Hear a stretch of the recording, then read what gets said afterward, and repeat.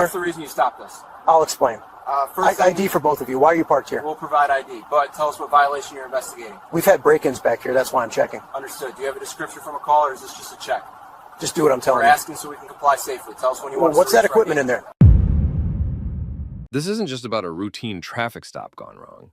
It's about a rookie officer, 2 undercover agents, and a moment of mistaken identity that ignited a high-stakes legal battle, forcing an entire police department to face accountability. You won't believe the immediate regret felt by the officer or the explosive aftermath that led to a major lawsuit. A brand new patrol officer thought he had finally caught 2 plainclothes criminals sitting in an unmarked sedan late at night. What he did not know was that the 2 black people inside that car were undercover internal affairs agents running an integrity operation, and every second of his high-confidence stop was getting recorded, logged, and preserved for review. At this moment, we want to tell you that we're incredibly grateful you've chosen to spend your time with us today. Your support keeps this channel alive and thriving. And quick question before we rewind, where are you watching from right now? What state or country? Drop it in the comments. And if you like stories where arrogance meets accountability, hit like and subscribe, because this one is a textbook example of how one bad decision turns into a lawsuit, an investigation, and footage the whole city ends up seeing. By the time the body cam caught the clearest angle, Officer Evan Mercer already had the sedan boxed in with his cruiser, spotlight burning through the rear window.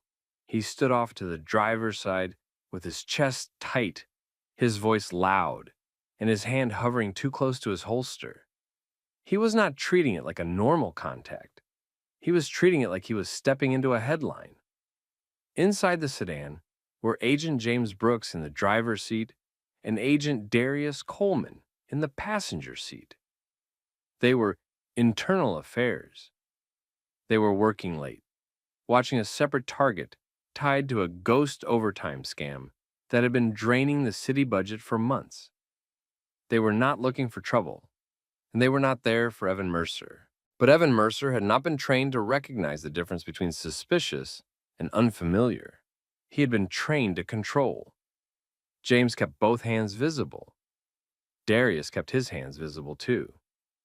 Both moved slow and deliberate, because they knew exactly how these stops went when the wrong officer decided the situation was bigger than it was. Evan started issuing commands that went beyond anything needed for a parked car contact. He demanded immediate identification, demanded an explanation for why they were there, and demanded they answer questions that had nothing to do with any traffic violation. He spoke like refusal itself was a crime. James complied with what was safe to comply with. He gave him the basics he could give without exposing an ongoing operation. Darius stayed quiet longer, watching Yvonne's hands, watching the angle of the flashlight, watching how fast the situation was moving from a question to a confrontation. Evan read their restraint as attitude. He pushed harder. He told them they were matching a description from recent break-ins. He said the vehicle was suspicious. He said the location was known for crime. But when he tried to explain what he actually saw, it was thin. A sedan parked near closed businesses. 2 people inside, engine running, lights off. Late hour. That was it. He did not have a traffic violation. He did not have a confirmed description match. He had a hunch, and he had adrenaline.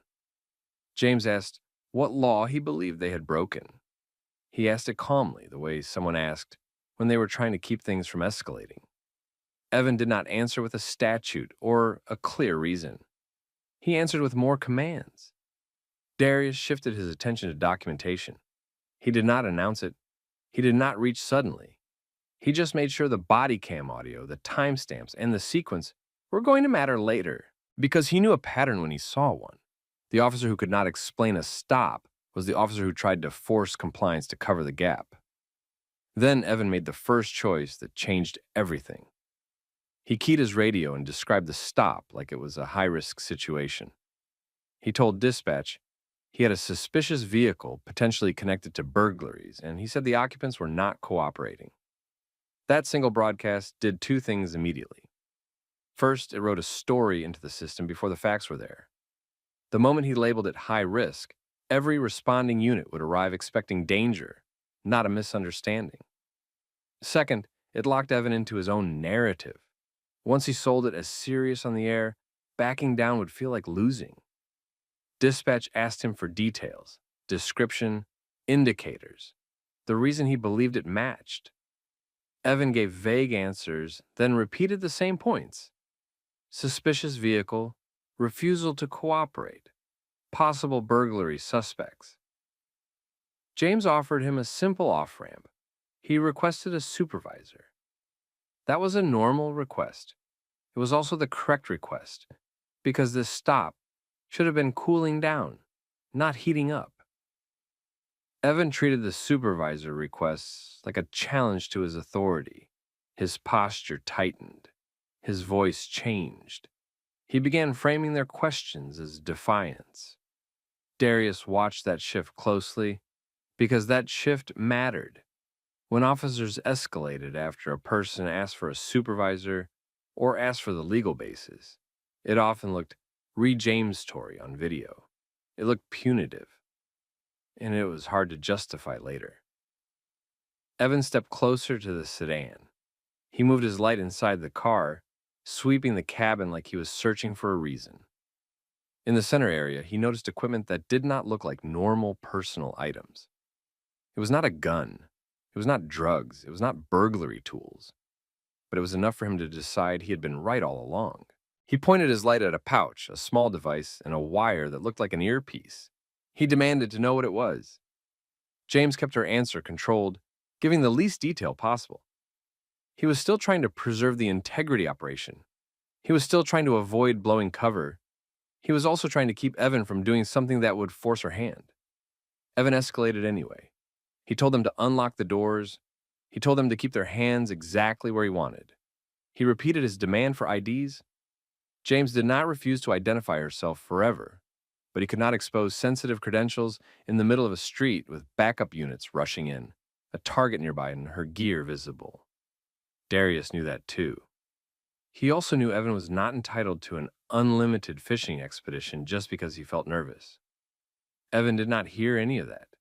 He heard delay. He heard caution. He heard the word no even when no one said it. Then he reached for the door handle. This was the moment that would become a problem later, because he did it without consent and without a clear safety justification that matched what he had actually observed. On camera, it looked exactly like what it was: an officer trying to take control of a situation he could not legally support. James stayed still. Darius stayed still.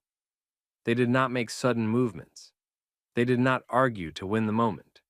They let the record build. Evan opened the door and she started ordering the driver out. His commands moved fast. He was now acting like he had probable cause, even though nothing new had happened, besides his own growing certainty. And right as he started pulling the stop into a full detention, the first set of backup lights hit the end of the block. The temperature was about to spike again, and Evan had already told everyone on the radio that he was dealing with dangerous suspects. Backup rolled in fast because Evan Mercer had already sold the stop as high risk on the radio. That mattered. When officers arrived expecting a burglary crew, they didn't come in with calm curiosity. They came in with speed, angles, and hands ready. Evan didn't correct the framing when the first unit pulled up. He didn't say it might be nothing. He didn't downgrade the call. He doubled down. He positioned himself like the lead on a felony stop, talking louder, moving sharper, acting like escalation was the same thing as control. James Brooks stayed steady in the driver's seat, hands visible. Darius Coleman stayed steady in the passenger seat, tracking the sequence like a checklist.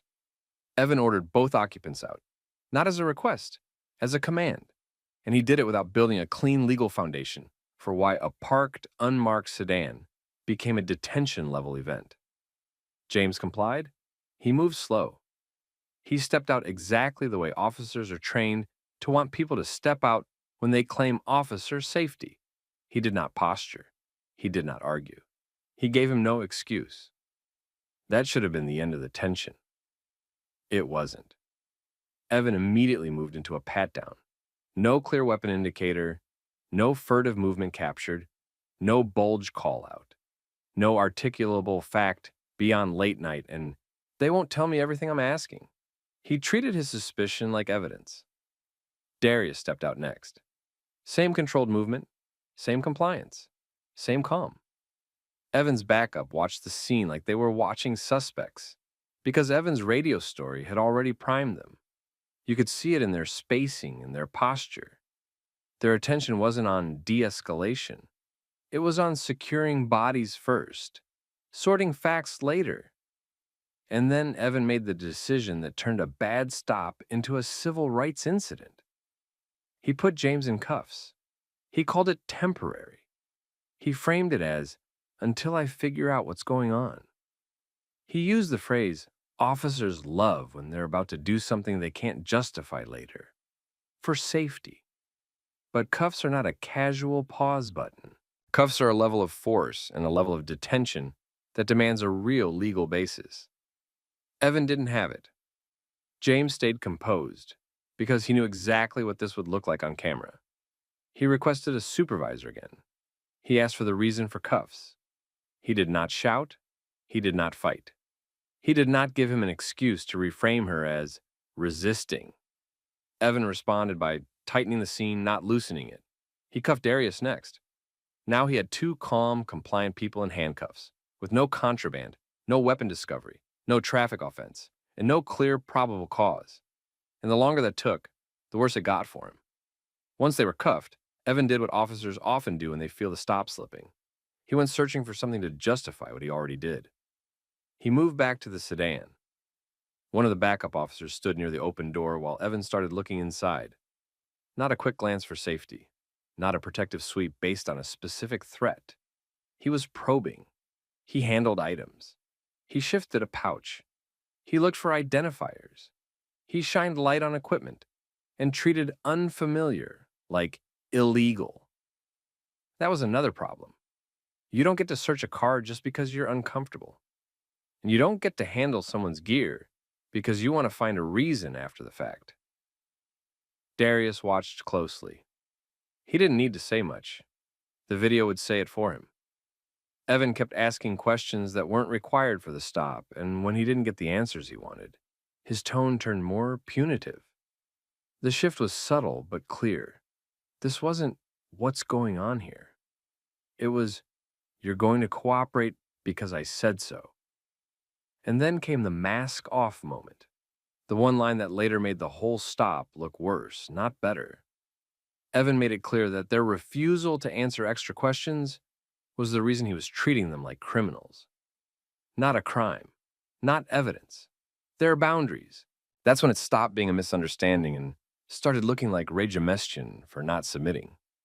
One of the backup officers, newer too, asked Evan quietly what the original violation was. Evan gave a weak answer again. Suspicious vehicle. Recent burglaries. They matched the vibe. They wouldn't explain themselves.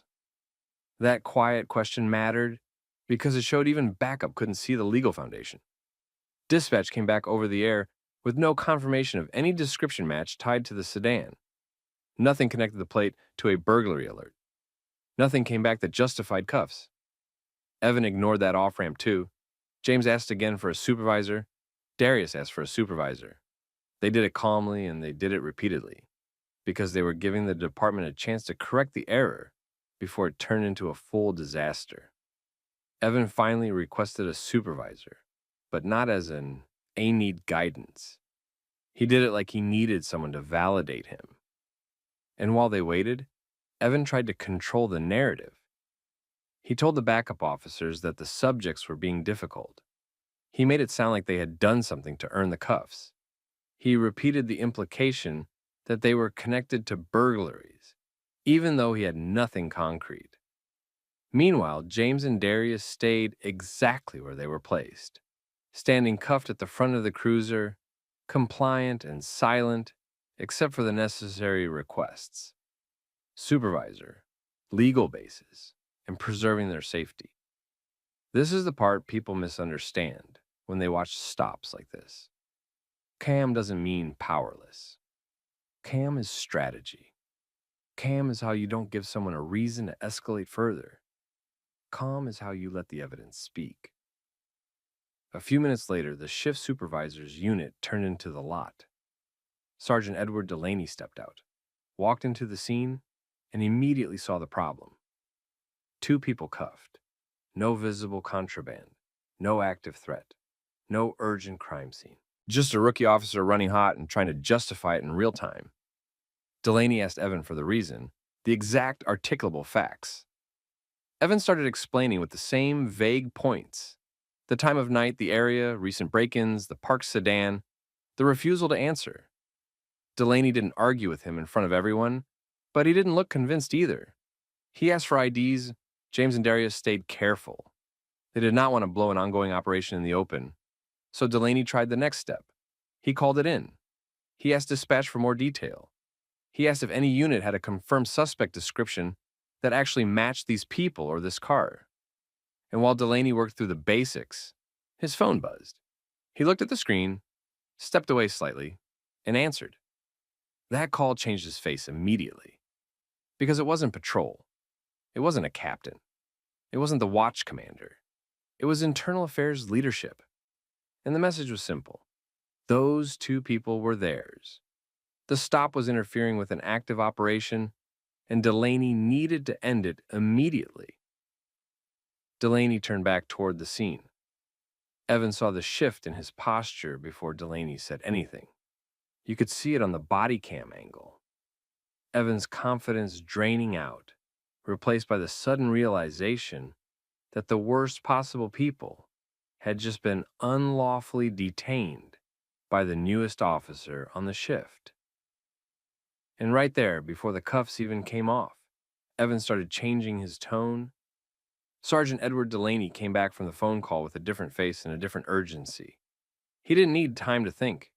He didn't need to hear both sides. He already had the only fact that mattered. The 2 people in cuffs were internal affairs, and the stop had already crossed lines that couldn't be uncrossed.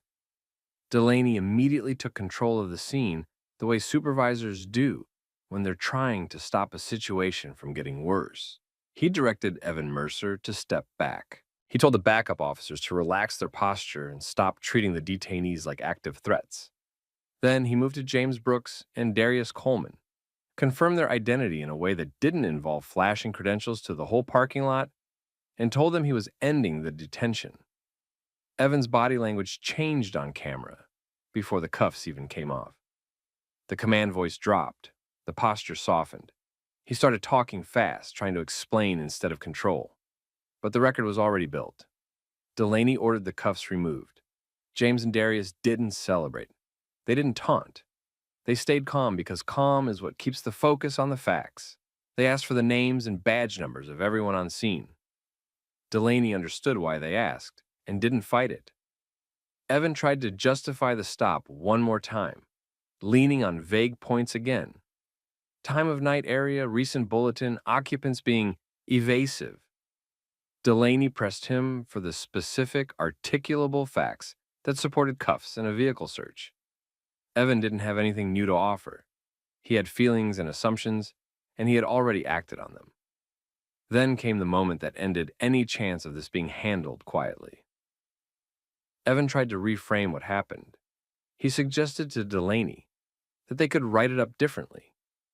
He floated the idea of calling it a welfare check, or a suspicious vehicle contact, or anything that would make the cuffs and search look like a normal precaution instead of an unlawful detention. That was the second scandal, because it wasn't just a mistake anymore. It was an attempt to rewrite the mistake after the fact. And the problem for Evan was simple. Bodycam audio doesn't care what someone wishes happened. Dispatch logs don't change because someone got embarrassed. The radio call he made, the way he described the situation, the way backup responded, the moment the door opened, the handcuffs, the search behavior, the tone shifts, everything had timestamps. Delaney didn't agree to Evan's reframe. He shut it down and told him to write exactly what he did and why he did it. He also told him, in front of witnesses, to stop talking and stop making it worse. James and Darius did one more thing before leaving. They told Delaney, procedurally, that the department needed to preserve all recordings tied to the incident. That included Evan's body cam, any backup body cams, the cruiser dash video, and every radio transmission. That mattered because the first move in many cases like this is accidental gaps, late uploads, missing clips, dead batteries. James and Darius didn't leave that door open. They left the scene and immediately informed their chain of command that the operation had been compromised and that they had just become plaintiffs in a civil rights incident. And Evan stood there with the quiet kind of panic that doesn't look dramatic but feels like a floor falling out from under someone. He had spent the whole stop trying to prove he belonged. Now he was going to be used as an example of what happens when a rookie plays high-risk cop without the legal ground to stand on. The department couldn't bury it, not with internal affairs directly involved and the evidence already locked in multiple systems. By the next day, Delaney had submitted a supervisor memo outlining what happened and why he ended it. IA opened an internal investigation immediately, not just into Evan's stop, but into the bigger issue it exposed. How often officers were allowed to escalate based on vibes and radio storytelling instead of facts. Evan was interviewed quickly. His report didn't match the video in key ways. He described more threat than the camera showed. He described more resistance than the audio captured. He described the equipment like it was suspicious tools, but he still couldn't articulate a crime. That mismatch became the center of the internal case. Within the week, James and Darius retained counsel. The notice was straightforward and clean because it didn't need to be complicated. They alleged unlawful detention, false arrest, unreasonable search, regemestion, policy violations, and municipal liability. And then the public side caught up. The story first spread inside the department, then outside it. People talk. Someone heard that a rookie had cuffed IA. Then someone filed records requests. Then a local reporter asked about the incident. The department tried to slow it down with ongoing investigation language, but the existence of footage was already known, and the pressure built. When the Bodycam video finally released, it didn't need narration to look bad. It showed a stop that started with weak reasoning and turned into force because the officer wanted control more than clarity. It showed a radio call that exaggerated the threat level. It showed a search that looked like justification hunting. It showed cuffs applied to calm, compliant people. It showed multiple off-ramps ignored. And it showed the moment Evan tried to change the story after learning who they were. That last part mattered to the public more than anything else because mistakes can be corrected, but backpedaling on camera looks like intent. The city's legal department saw it the same way. They didn't want a jury hearing that audio. The lawsuit didn't need dramatic courtroom scenes. It needed receipts. In deposition, Evan was walked through the stop step by step. Every claim he made was compared to the video and the dispatch log. He was asked to explain his actions. Then the policy manual came out. Not the vague, be professional sections. The parts about articulation, detention limits, use of handcuffs, searching vehicles, calling a supervisor, and truthful radio traffic. Those policy excerpts were used like a measuring tape. The camera showed what happened. The policy showed what should have happened. The distance between those two was the case. The department moved fast because they had to. Evan was taken off the street during the investigation. Depending on how the department handled it formally, he either resigned before termination or was terminated after a disciplinary process. Either way, the outcome was clear. He wasn't staying in a uniform. Delaney didn't walk away untouched. Supervisors don't get to pretend they didn't see what happened once it's on record. He was cited for supervisory failures and how the stop was allowed to escalate before he arrived, and for not shutting it down sooner once the warning signs were obvious. His discipline wasn't the same as Evan's, but it was enough to signal the department wasn't calling this just a misunderstanding. The city settled the lawsuit. Cities do that when the video is strong, when the policy violations are easy to explain, and when the cost of trial is higher than the cost of change, and change was part of it. The department updated training and field supervision rules. Internal Affairs used the incident as a case study because it showed exactly how small decisions become big violations. Weak stop, louder commands, a radio narrative, a search for justification, cuffs as a control tool, and then an attempt to rewrite history when reality hits. This wasn't a story about a single bad stop. It was a story about a mindset. A rookie wanted to prove himself, and he treated fear like evidence and paid for it. Now, let me ask you, if you were in that car and you stayed calm while an officer escalated without a legal basis, would you have known what to request and what not to do? And if you were the supervisor arriving, would you have shut it down immediately or tried to protect the rookie and smooth it over? Drop your thoughts in the comments and share this with someone who thinks small choices on a stop don't matter. And if you want more realistic stories where power gets checked by evidence and accountability, make sure you like the video and subscribe to the channel. Hey, let me see your ID. What are you doing right here? What's this about? Do what I said. Give me ID. Listen, I'm not arguing. What is the reason? This area's got drug issues. Where are you going? Who you meeting? I'm not giving personal details. What's the legal basis for ID? Stop resisting. A patrol officer decided a black man standing near the curb outside a crowded train station had to be involved in drugs. He walked up and demanded identification right away, without explaining a legal reason. The man didn't argue or raise his voice. He just asked what this was about and whether he was being detained. The officer didn't answer that clearly. Instead, he started acting like the questions themselves were a problem, and he kept tightening the situation until it turned into a public detention with phones recording from a few feet away. And before the story goes further, thanks for spending your time here today. Tell everyone where you're watching from in the comments, your state or your country. And if you watch stories about accountability, body cameras, and people staying calm while someone tries to push them around, hit like and subscribe. Now here's how it started. It was midday outside a commuter station that stayed busy all day. People were coming out of the doors in waves. Cars pulled up to the curb and left. Buses stopped, opened, closed. It was loud and fast, the kind of place where nobody expects an incident until one starts happening right in front of them. Andre Lewis was standing near the curb because he had an assignment. He was a federal agent on an active surveillance operation. He wasn't pacing. He wasn't approaching strangers. He wasn't doing anything dramatic. He was positioned where he could see what he needed to see without drawing attention.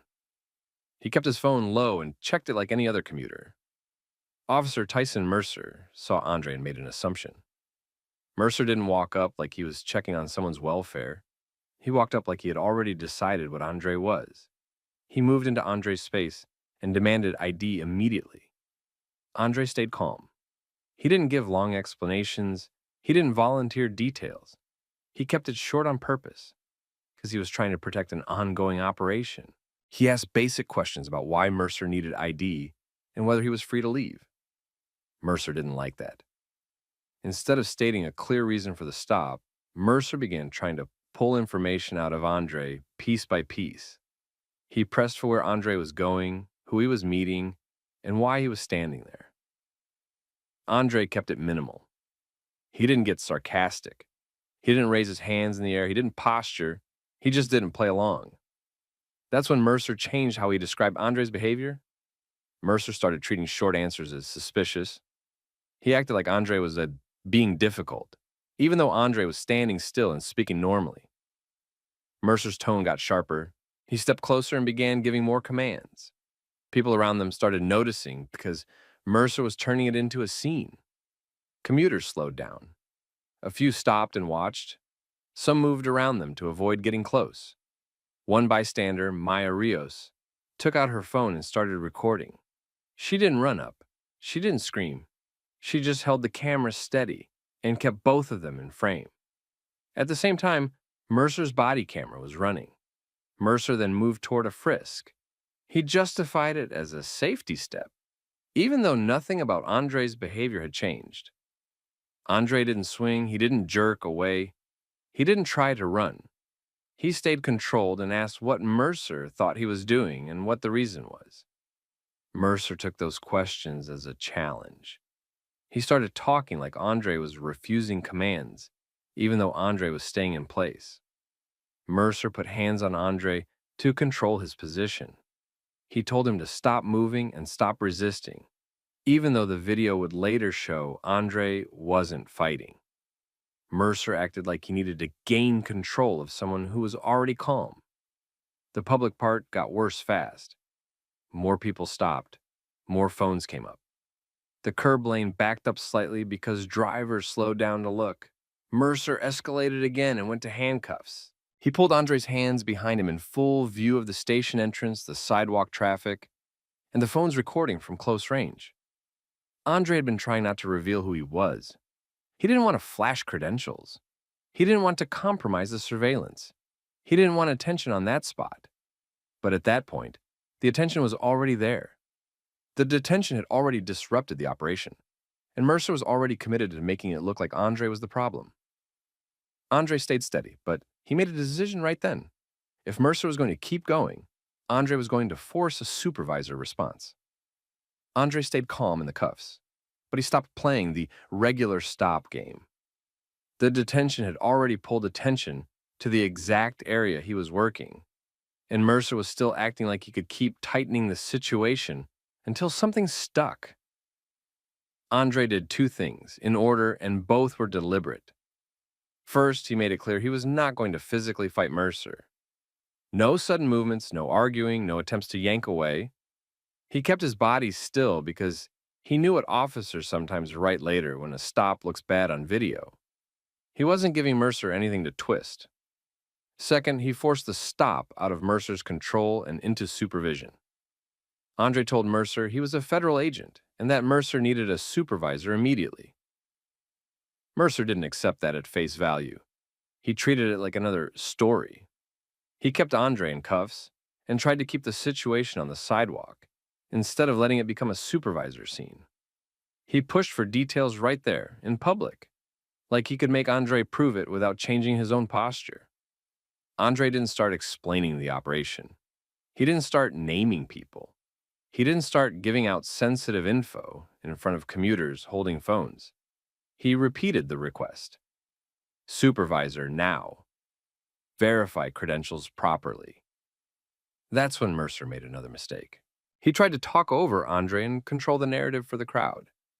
The body cam captured Mercer using resistance language again, acting like Andre's calm questions and requests for a supervisor were a refusal to comply. Meanwhile, Maya kept recording. She didn't stop when the cuffs went on. She adjusted her position slightly to keep the frame clear. She captured Mercer's stance, Andre's posture, the cuffs, the surrounding people, and the fact that Andre wasn't pulling away or fighting. And you could see it in the crowd. The mood changed. At first, people assumed the officer must have a reason. But when they watch someone stay calm and still get cuffed while asking basic questions, the assumptions start cracking. A few bystanders started speaking up, not yelling, but asking what Andre had done. Others just recorded. Mercer called it in.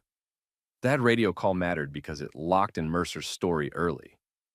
Once an officer says certain things over the radio, it's harder to walk them back later without someone asking why the language didn't match the video. Within minutes, Sergeant Daniel Hart arrived. Hart didn't come in with the same energy as Mercer. He came in with the look of someone who knew this could go bad for the department fast. He took in the scene before speaking, cuffs on, multiple phones out, Mercer talking like he was defending his actions, Andre standing still. Hart separated the conversation. That was the first sign he wasn't going to let Mercer keep running it. Hart spoke to Mercer briefly, then turned to Andre. Andre didn't perform. He didn't try to embarrass Mercer for the crowd. He kept it professional and kept it short. He identified himself again and presented credentials in a controlled way, not flashing them around for every phone camera. Hart didn't just glance and nod. He did what supervisors are supposed to do when something is sensitive and potentially high liability. He verified. He checked credentials properly and made the confirmation call. That verification flipped the entire situation in real time. Hart's posture changed. Mercer's posture changed. The air around them changed. Because now this wasn't an officer investigating suspicious activity. Now it was a patrol officer who had detained a federal agent without a clear reason, on camera in public, while the agent stayed calm the whole time. Hart ordered the cuffs removed, and that moment was caught on everything: Bodycam, Maya's phone, and at least a few other bystanders. The same hands that put the cuffs on had to take them off. The same officer who acted certain had to stand there while his supervisor corrected him in front of a crowd. Andre didn't celebrate. He didn't throw it in Mercer's face. He adjusted his wrists, took a breath, and immediately checked his surroundings, because the surveillance assignment was already disrupted. He was thinking about what damage was done and what had to be reported. Hart kept it controlled. He didn't yell at Mercer on the sidewalk. He didn't create a bigger scene than necessary, but he also didn't treat it like nothing happened. He watched the recordings being made. He knew the department couldn't pretend this was a normal stop. Mercer tried to explain himself. He referenced suspicious behavior and implied he had concerns before he demanded ID. But the problem was simple. The cameras showed the order of events. Mercer demanded ID first and tried to justify it afterward. The crowd heard it. The phones captured it. The body cam captured it. Hart ended the street portion quickly. He instructed Mercer to disengage. He spoke to Andre in a lower, more controlled way, confirming that Andre was free to leave and that the department would document the interaction properly. Andre left the immediate area not because he was satisfied, but because he had to deal with the operational fallout. His assignment was compromised. His presence was now known, and the station area had just been turned into a public incident. By the end of that day, there were already two versions of the story forming. One version was what Mercer would later write: a suspicious person, evasive answers, officer safety, resistance, and a detention that made sense. The other version was what the cameras captured: an officer making an assumption, demanding ID without a clear reason, escalating when he didn't get the answers he wanted, and using forced language while the person stayed calm. And the difference between those versions was going to matter, because this wasn't just a complaint anymore. This was a documented timeline with multiple recordings and a supervisor on scene who verified exactly who had been detained. By the next morning, this wasn't just a bad stop. It was a file with a timeline. Maya's video showed the start clearly. Mercer walked up and demanded ID right away. No clear reason given first, no report of a crime in progress, no matching description, just a demand. Then pressure when Andre didn't feed him details. Mercer's body cam filled in everything Maya's angle didn't catch: the exact order of Mercer's questions, how Andre answered, how quickly Mercer moved from talk to hands-on, and how often Mercer used the word resisting while Andre stayed controlled. Then other bystander clips surfaced, different angles, same story. That's what made it hard to spin. One video can be argued. 3 or 4 videos from different distances and angles becomes a timeline. And then Mercer wrote his report. The report read like a stop that made sense from the beginning. It claimed Mercer noticed suspicious behavior first, that Andre gave evasive answers, that Mercer feared for safety, and that Andre's behavior forced escalation. It described the handcuffs like they were the obvious outcome of Andre's conduct. But video doesn't care about a narrative. Video shows order. Video shows tone. Video shows who escalated first. Within days, the department had 2 things on their desk. 1, a clean sequence on camera, and 2, a written report that didn't match it. That's what triggered internal affairs. Internal affairs didn't need to guess what happened. They laid out the footage in a timeline and matched it to Mercer's stated reasons. Every time Mercer claimed something happened before, they checked whether it actually happened before. Every time Mercer wrote "subject resisted," they looked for resistance. They also pulled dispatch and radio traffic. Mercer's wording over the radio got reviewed the same way because those early statements are what officers rely on later when they say, "This is what I believed at the time." Then, the department made the move that happens when they see risk bigger than one incident. They sent it to an outside civil rights review as well. That outside review focused on two questions. Was there reasonable suspicion at the start, or did Mercer create justification after he'd already decided Andre was a problem? Was this a one-off or part of a pattern? That second question is how Mercer's past caught up to him. They audited Mercer's prior stops, not just whether he made arrests. They looked at how often he demanded ID, how often he escalated to frisk, how often he used certain language, how often his reasons were vague, and whether his stop data showed a pattern in who he approached and how those encounters ended. The station stop became the example case because it was clean on video. And once you have one example on video, it becomes easier to recheck older stops that were previously just paperwork. Meanwhile, Andre wasn't just dealing with embarrassment. His surveillance assignment had been disrupted in public. A uniformed officer put him in cuffs in the exact area he was working. People recorded his face. The crowd's attention moved right to the location. Whatever low-profile advantage his team had was gone. Andre's agency documented that operational impact. The city's attorneys saw it immediately because it wasn't just hurt feelings. It was measurable disruption caused by an unjustified detention. The settlement talks moved fast for a reason.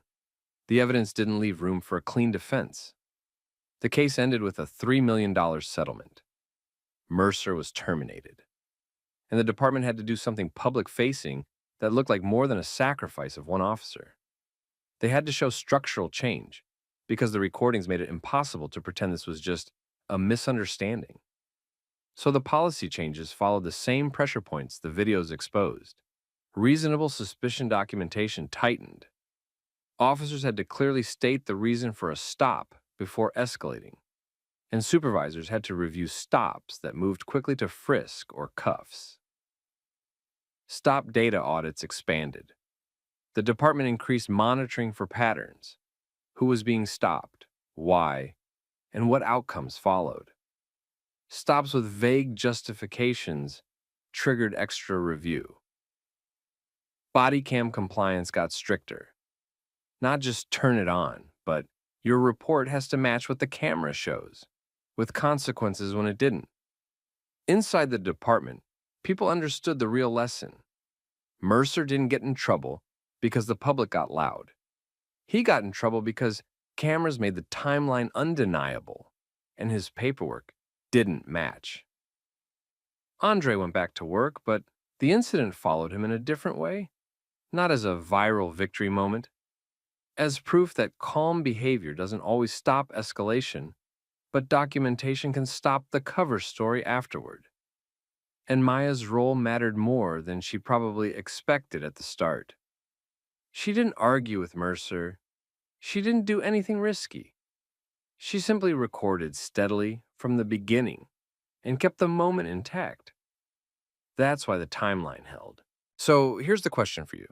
If you saw a stop like this in real life, calm person, no clear reason given, quick escalation, what would you do? Walk past, record, speak up. Drop your answer in the comments. And if you want more stories like this, realistic modern situations where the truth is in the details and accountability actually lands, make sure you like the video, share it with someone who needs to hear it, and subscribe so you don't miss the next one. All right, let me see your ID. I'm working. What rule am I accused of breaking? You need to leave and let me see your ID. I haven't been given a lawful reason to leave. Ask anyone here if I caused He a doesn't problem. belong here. Customers are uncomfortable. Who complained? Point them out. I've been seated and quiet.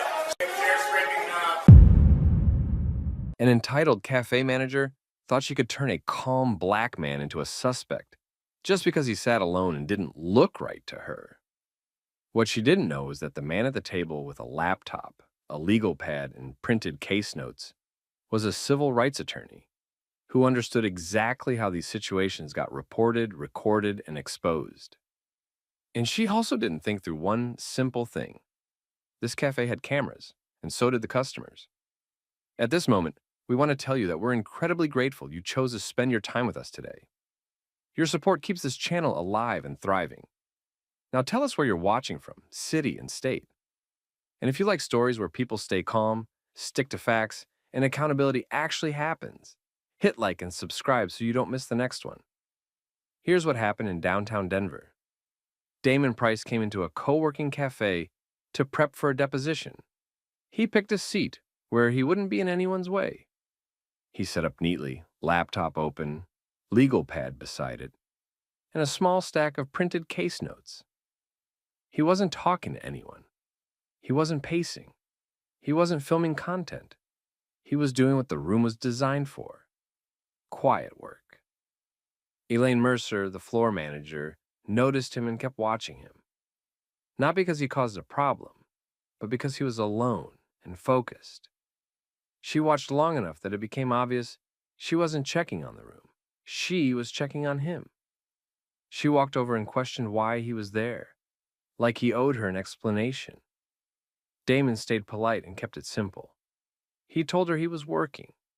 He indicated his materials. He didn't argue. He didn't raise his voice. Elaine didn't accept that answer. She pressed him again, asking for details she didn't demand from anyone else. She tried to turn it into a membership test, then a purpose test, then a "who are you meeting" test. Damon didn't play along. He repeated that he had access to the space and he was using it normally. Elaine walked back to the counter and made a decision that changed everything. She called 911.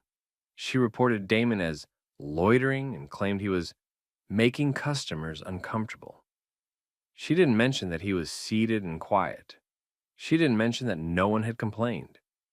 She used vague words that made the situation sound threatening without having to describe any actual behavior.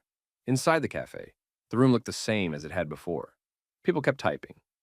A couple customers glanced up when they saw Elaine on the phone. Nobody moved away from Damon. Nobody acted scared. The only person treating him like a problem was Elaine. Minutes later, a city officer walked in. It was Officer Kyle Mercer. He didn't come in to sort it out. He came in acting like the call already proved something. Kyle went straight to Damon's table and treated the situation like a removal, not a conversation. Damon stayed calm and explained he was working. He pointed to his laptop and notes. He made it clear he wasn't bothering anyone and hadn't been told any valid reason he needed to leave. Kyle didn't take that in. He demanded identification and kept pushing Damon into a corner where the only right answer was leaving immediately, no matter how unreasonable the demand was. Damon asked what rule he was accused of breaking and why he was being treated like a criminal for sitting and working. Kyle dismissed it and kept escalating his tone and posture. Elaine stayed close, repeating her claim that Damon didn't belong there and that people were uncomfortable. Damon pointed out the obvious. If customers were uncomfortable, Kyle could ask them. Kyle did not. A couple nearby customers spoke up anyway and made it clear Damon had been quiet and working the whole time. One staff member behind the counter looked uneasy, like they knew the call was unnecessary, but they didn't step in against the manager. Kyle ignored the witnesses and kept the focus on Damon's compliance. That's how these situations flip. The original claim doesn't hold up, so the officer starts treating normal questions as defiance. As Kyle continued, several customers pulled out their phones and started recording. The cafe also had visible security cameras. Damon didn't do anything to provoke a reaction. He stood slowly when Kyle ordered him to, kept his hands visible, and stayed controlled. Kyle then decided to arrest him. He labeled it trespassing, even though Damon had been sitting quietly and he had not caused a disturbance. And when Damon didn't accept the story being forced onto him, Kyle added obstruction, using Damon's questions and refusal to act scared as the excuse. Damon did not resist. He did not fight. Kyle handcuffed him right there in the cafe and walked him out past the counter while people filmed and watched. Elaine got what she wanted in that moment. Damon removed in cuffs. But the cameras and the witnesses got what they needed too. Kyle walked Damon out to the curb like the decision was already sealed. Damon stayed steady, said what needed to be said, and didn't give Kyle any reaction he could later describe as aggressive. The handcuffs were still on as Kyle guided him towards the patrol car. Outside, the scene looked even worse. People on the sidewalk noticed. A couple customers from inside followed far enough to keep recording. Damon didn't ask them to stop.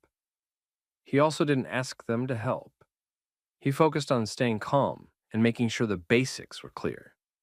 He had been working quietly in a business open to the public, and he had not caused any disturbance.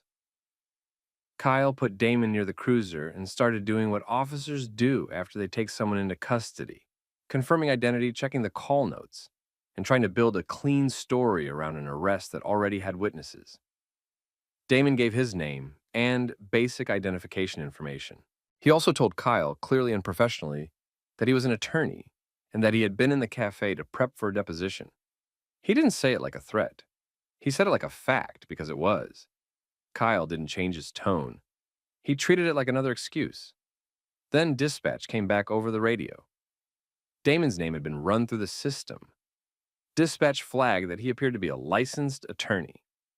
That mattered for two reasons. First, it made the situation more sensitive, because any false arrest was going to be harder to hide. Second, it forced Kyle to verify the reason for removal in a way he didn't do inside the cafe. Kyle paused. His whole pace changed. He went back to the cafe entrance with Damon still in cuffs nearby and started asking questions he had refused to ask earlier. He needed something specific, a clear statement from management that Damon had been formally trespassed from the property, and a reason that didn't collapse under basic scrutiny. Elaine tried to keep control of the narrative, but now she had a problem. A vague, "customers felt uncomfortable" wasn't enough when multiple customers were already on video saying there had been no issue. And if she claimed Damon had refused to leave earlier, that would raise the next question. What policy had he violated to justify removal in the first place? Kyle asked for the day pass or membership status. Staff at the counter, the ones who were actually doing the normal work, started giving answers that didn't match Elaine's urgency. Damon had been sitting quietly.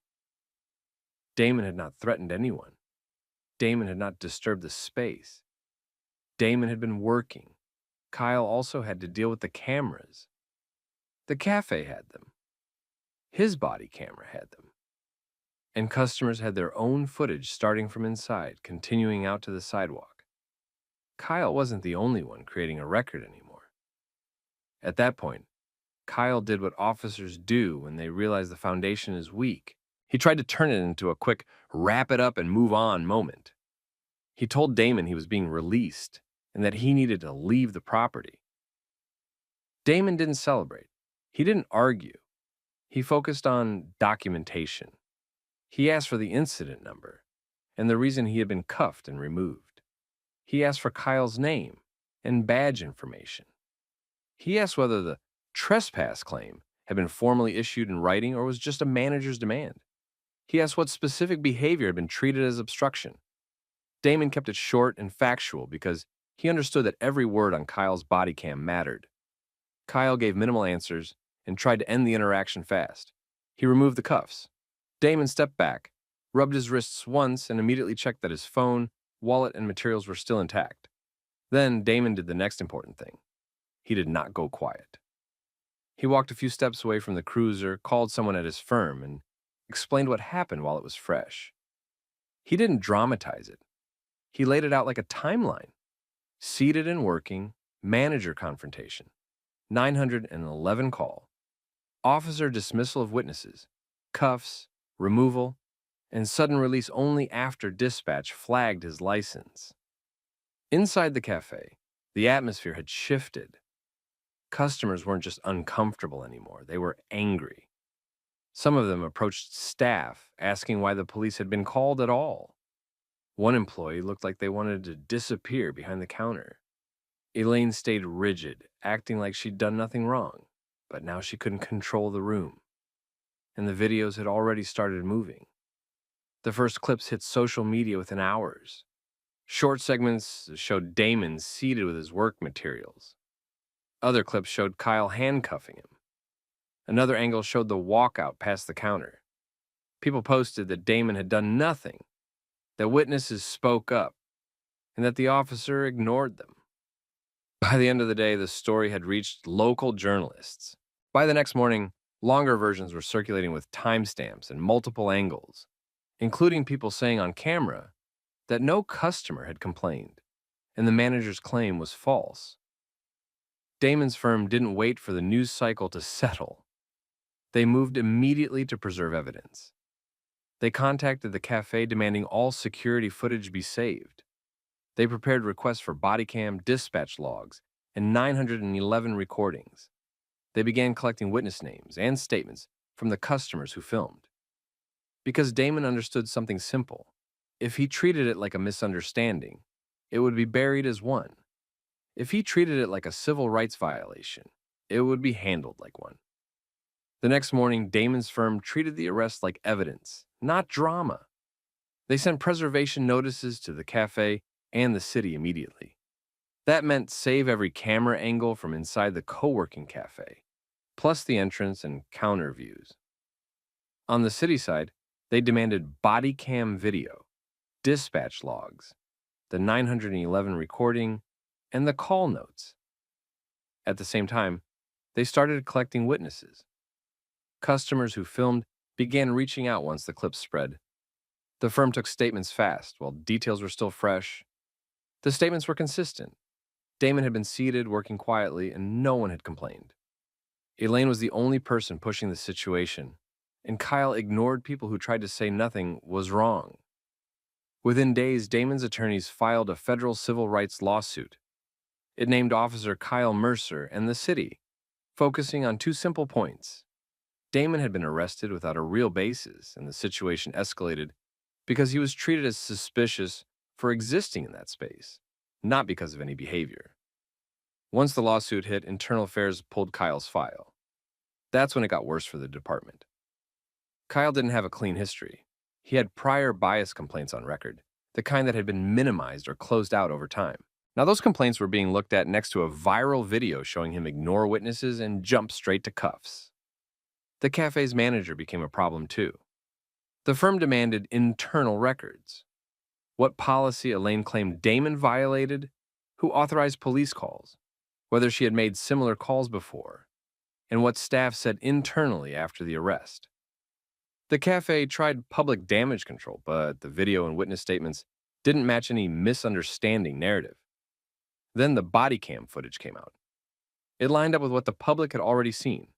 Damon calm and compliant, Kyle dismissive and escalating, and the arrest happening even though the situation didn't justify it. By then, the city wasn't just dealing with bad optics. They were dealing with a case that was becoming harder to defend every day. By the time the city understood how bad the evidence was, it was too late to shrink the story back down.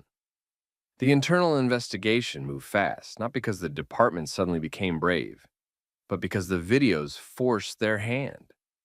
They had multiple angles from customers, security footage from the cafe, and Kyle's body cam showing the same thing. Damon had been seated, working quietly, and the situation escalated because Elaine decided he didn't belong, and Kyle treated that like probable cause. Internal Affairs didn't just review the cafe incident.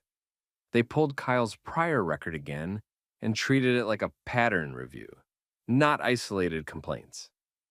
When you line up repeated bias complaints with a viral arrest that looks exactly like those complaints, the department can't keep calling it unsubstantiated without looking like it's protecting someone. Kyle was terminated. The city announced it in the careful language they always use, but the outcome was clear. He was no longer an officer. And that decision wasn't only about Damon. It was about the paper trail the city knew Damon's firm would expose and discover if the case went the distance. Elaine didn't escape it either. The cafe's corporate side stepped in once the footage made them a national headline. Elaine was removed from her position.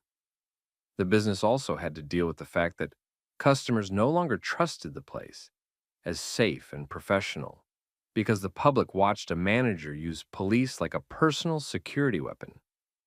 Then came the money. The city settled the civil rights case for $4 million. They didn't do that because they felt sorry. They did it because trial would have been worse. Witnesses ready to testify, video that didn't support the arrest, dispatch records showing the release happened only after Damon was flagged as a licensed attorney, and a defendant officer with prior complaints. That combination is how cities lose big in federal court. But the settlement wasn't the only consequence. The fallout forced policy changes that had been avoided for years. The department adopted reforms focused on exactly what went wrong here.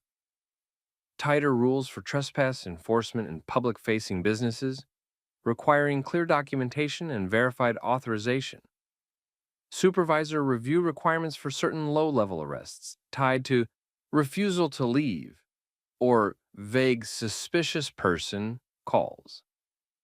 Mandatory witness checks when a call is based on customers feel uncomfortable, instead of treating that phrase as automatic justification. Stronger tracking of bias complaints, so repeated patterns couldn't be quietly buried as separate incidents. Bodycam compliance and auditing, with consequences when footage and reports don't match. And the story didn't end inside Denver.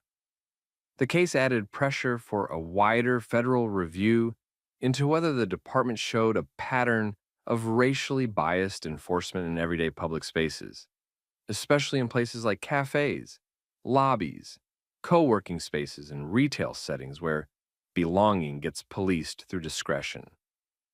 That part mattered because Damon's situation wasn't rare. What was rare was a combination of clear video, clear witnesses, and a person who knew how to force a system to answer for itself. Months later, Damon went back to work like he always had, but with one difference. His case became a reference point. Not a rumor, not a he said, she said. A documented example of what happens when a manager's bias meets an officer who doesn't verify facts. And here's the lesson.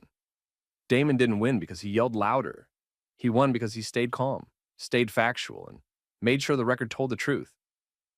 So let me ask you, if you were sitting in that cafe and you saw it happening, would you have spoken up, recorded, or stayed out of it? Drop your thoughts in the comments, and if you've ever been targeted in a public space for no reason, share what happened to you. And don't forget to like this video, share it with someone who needs to hear it, and subscribe for more real stories where accountability shows up and justice isn't just a word. Everybody stay where you are. That's it. You step back. I'm the owner. I'm a U.S. citizen. I have the employee's authorization paperwork right here. Don't come at me with anything in your hands. Put it down. I'm not coming at you. I'm trying to cooperate. You can look at it. Step away from the entrance now. I'm stepping back. Please state what you want me to do and why. You keep talking and you'll be detained. An ICE team showed up at a small Van Nuys shop like they already decided what the truth was.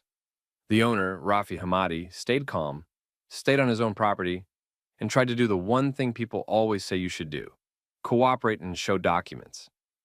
The agents treated that as a challenge.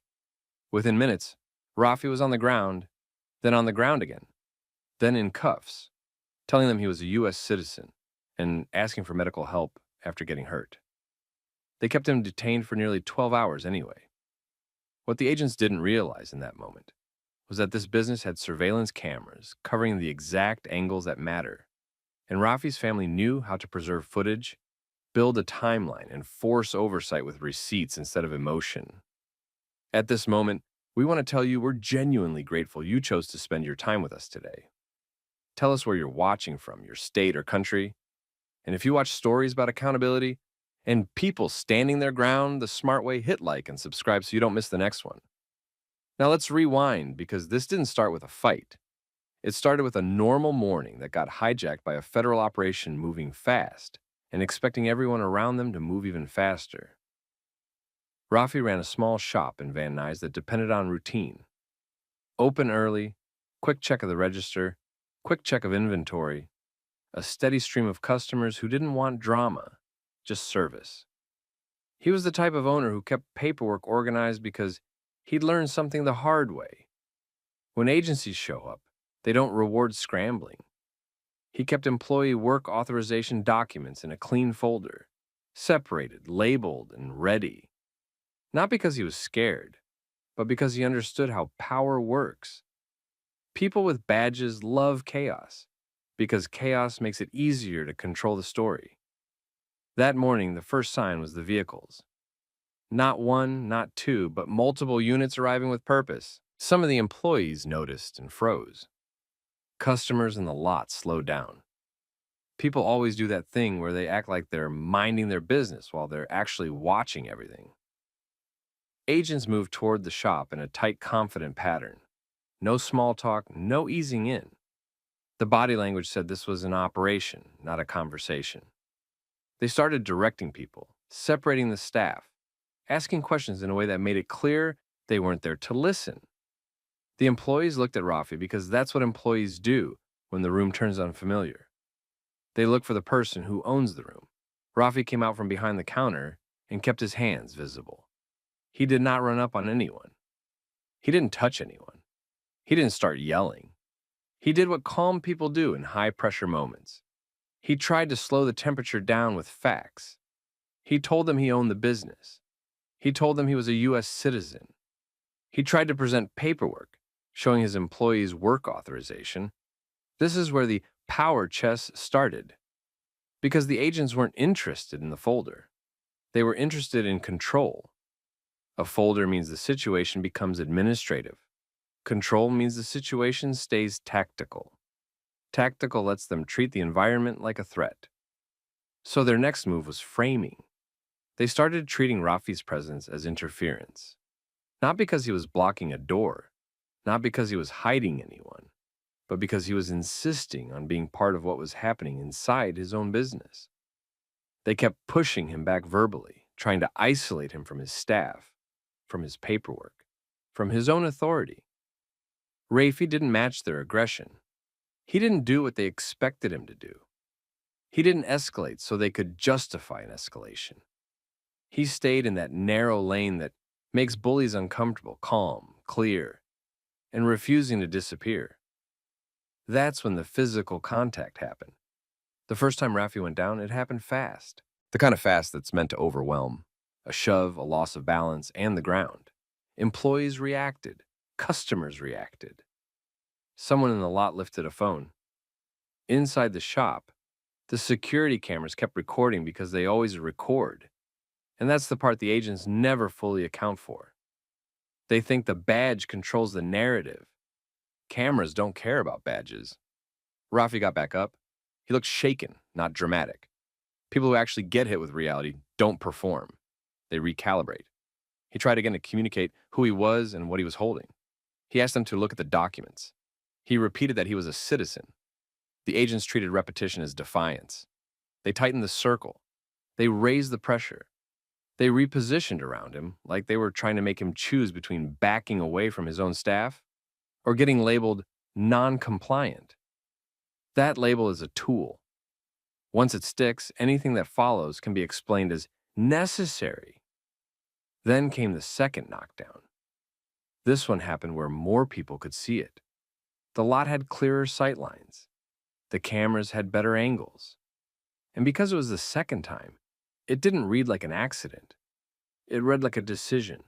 Rafi hit the ground again, and this time it looked like he got hurt enough that he started asking for medical care right away. That's the moment that tells you what kind of operation you're watching, whether they pause and check on him, or whether they keep moving like the injury is just background noise. They kept moving. They put him in cuffs. They removed him from the immediate area. They continued the operation like the owner was just another obstacle they cleared. Rafi kept insisting he was a U.S. citizen. He kept trying to explain the paperwork. He kept saying he needed medical attention. None of that changed their tempo. This is also where the government's version and Rafi's version split.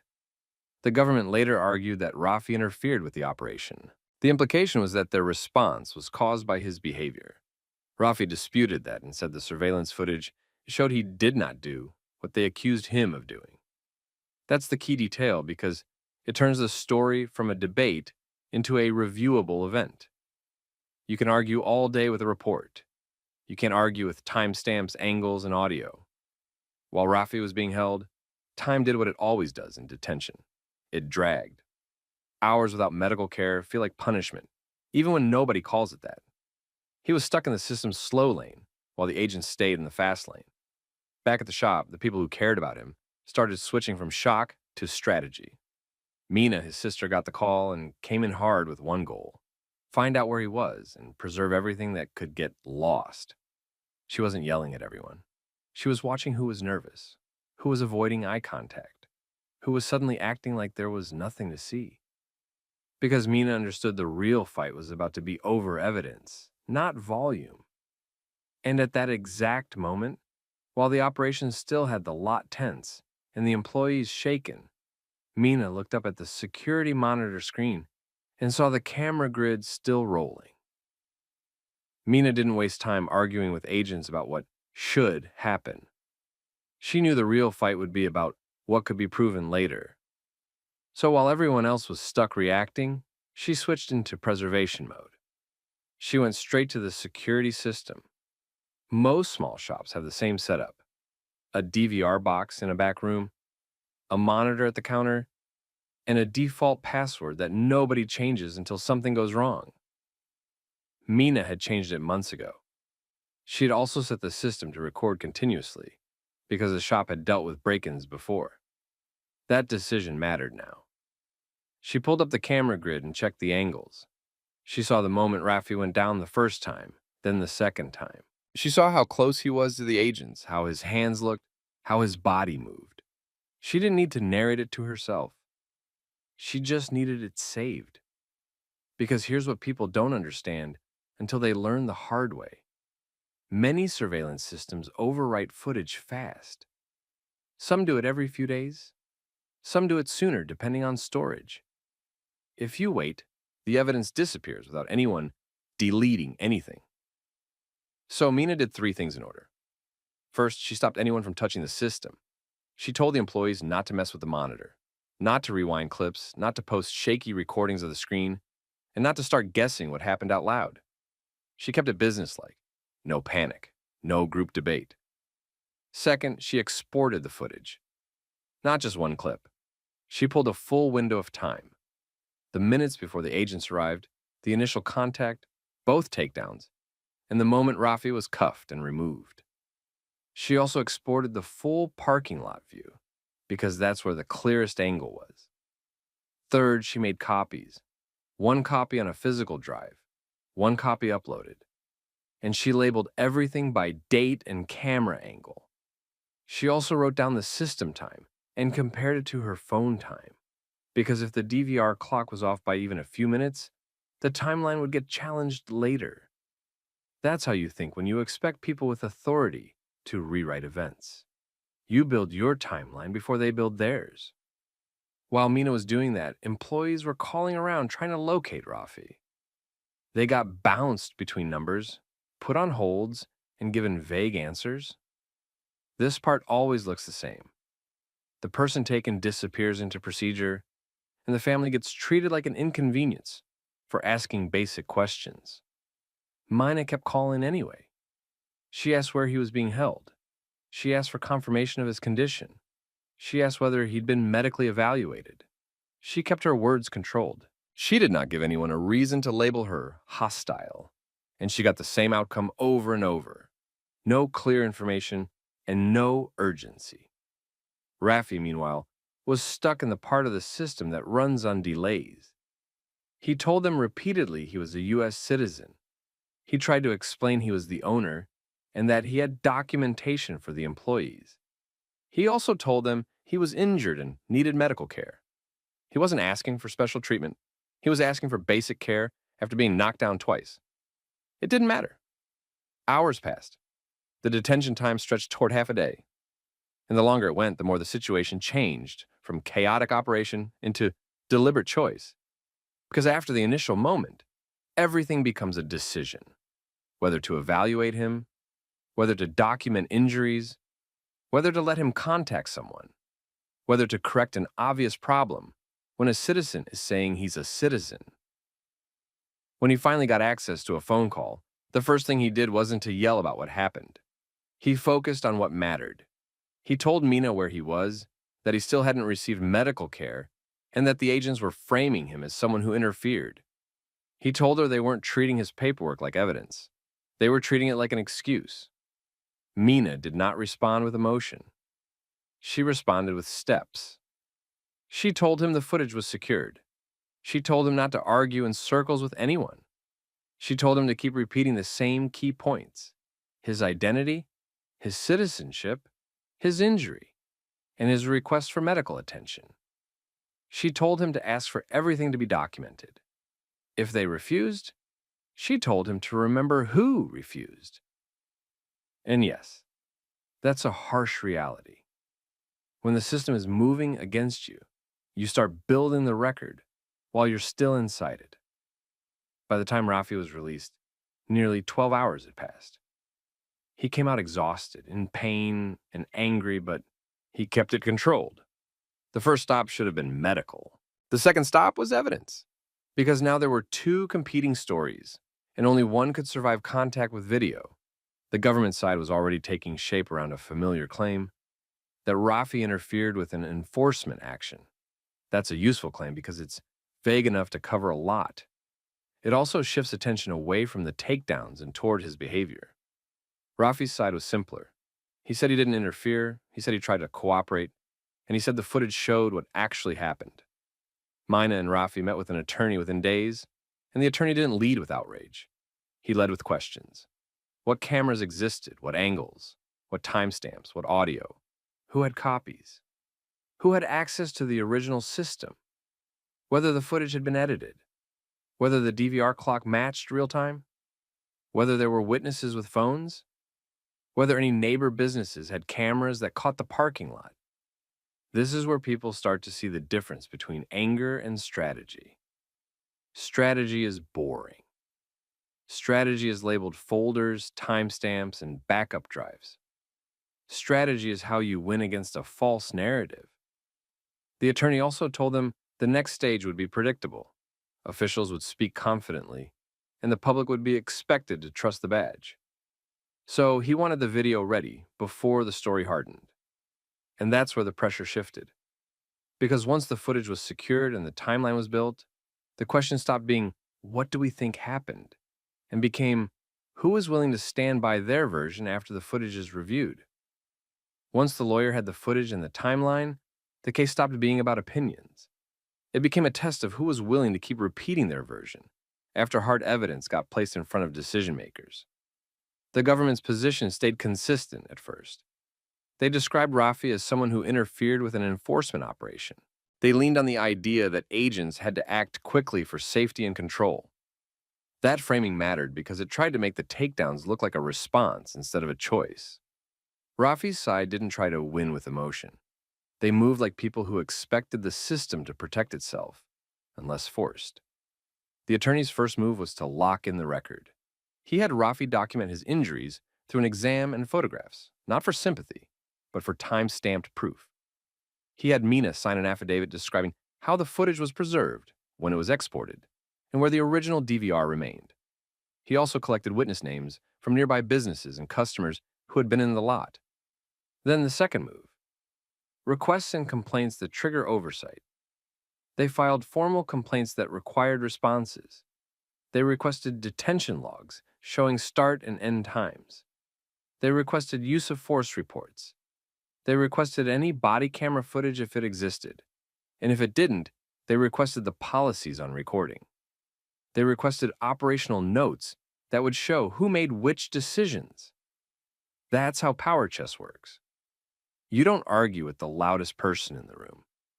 You pull the threads that force documentation. At the same time, they controlled the release of the surveillance video. They didn't dump it online with captions and hope people got it. They sent it to a local reporter who had a track record of getting records, not just reactions. The reporter verified timestamps, talked to witnesses, and framed the story around the gap between the official claim and what the camera showed. When the segment aired, it didn't rely on dramatic language. It relied on sequence. It showed Raffi approaching with paperwork in hand. It showed him not striking anyone. It showed him being taken down twice in a short span. It showed how quickly he went from owner trying to cooperate to detainee being removed. That put pressure on the agency in a way private complaints rarely do, because now the public could see what usually stays inside reports. The agency response shifted the way these responses often do. First firm, then careful. They emphasized ongoing review language. They avoided discussing specific tactics. They pointed back to their interference claim without relitigating details on camera. But behind the scenes, the tone changed.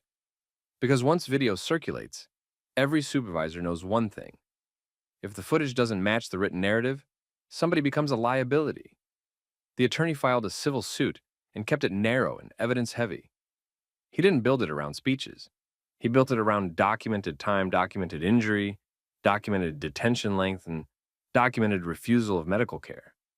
He framed the question in a way that put decision-makers in a corner. If a business owner repeatedly stated he was a U.S. citizen and requested medical care after being injured, what justified keeping him for nearly 12 hours without treatment? That's not a debate question. That's a record question. Depositions followed, not dramatic ones, just the kind where people get asked the same thing 3 different ways until the answer has to match the footage. Agents were asked to explain what they considered interference and where it appeared on video. They were asked who gave the order to detain him. They were asked why medical care wasn't provided when requested. They were asked what documentation was offered and whether it was reviewed. During this phase, the agency's story hit a problem that happens a lot when video exists. The big claim becomes hard to defend in small details. People can say, he interfered. It's harder to point to the exact moment and make it match the camera. The case didn't turn into a public trial spectacle. It turned into a quiet pressure campaign built on paperwork, evidence, and risk. And then came the outcome everyone claims never happens until it does. The agency moved towards settlement discussions. They did not frame it as wrongdoing. They framed it as resolution. That's how systems protect themselves while still paying the price. Raffi's side pushed for 2 things: compensation that acknowledged harm, and changes that reduced the chance of repeat behavior. The money mattered because injury and detention have consequences. But the changes mattered because Raffi didn't want this to just be a payout with no lesson. The settlement terms stayed controlled, like most do, but the practical consequences were real. Raffi received compensation. His attorney fees were covered. The agency faced internal review pressure, including scrutiny of how interference was being used as a catch-all label. The local field office tightened procedures around medical evaluation requests during detentions. And the biggest change wasn't even formal policy. The biggest change was awareness. Business owners in the area started upgrading cameras. They started backing up footage off-site. They started writing down badge numbers and vehicle plates when something felt off. They shared attorney contacts like people share emergency numbers. Not because they wanted conflict, but because they understood the rule. If you can't prove it, it didn't happen in the system's eyes. Raffi didn't turn into a public figure chasing attention. He stayed a business owner, but he did start doing one simple thing every month. He hosted a short after-hours session for nearby shops about documentation and evidence preservation. No politics, no speeches, just practical steps. Mina ran those sessions like a manager, not an activist. She taught people how to export footage properly, how to label it, how to preserve the original file, and how to avoid accidentally destroying metadata. She reminded them that phones help, but fixed cameras win cases. Months later, the shop was steady again. Raffi still had the same work ethic. What changed was his certainty. He understood that compliance alone doesn't protect you. Preparation does, and that's the real lesson here. If authority decides you're a problem, your calm won't stop them from pushing. Your paperwork won't matter if they refuse to look. The only thing that consistently forces accountability is a record that holds up under review. So let me ask you, if you were in Rafi's position, would you have known what to save, who to call, and what to document while the situation was still unfolding? And if you've ever been in a situation where someone in power tried to rewrite what happened, tell your story in the comments. Somebody reading it needs that roadmap. If you want more story times where the truth wins because somebody stayed calm and kept receipts, hit like, share this with a friend, and subscribe so you don't miss the next one.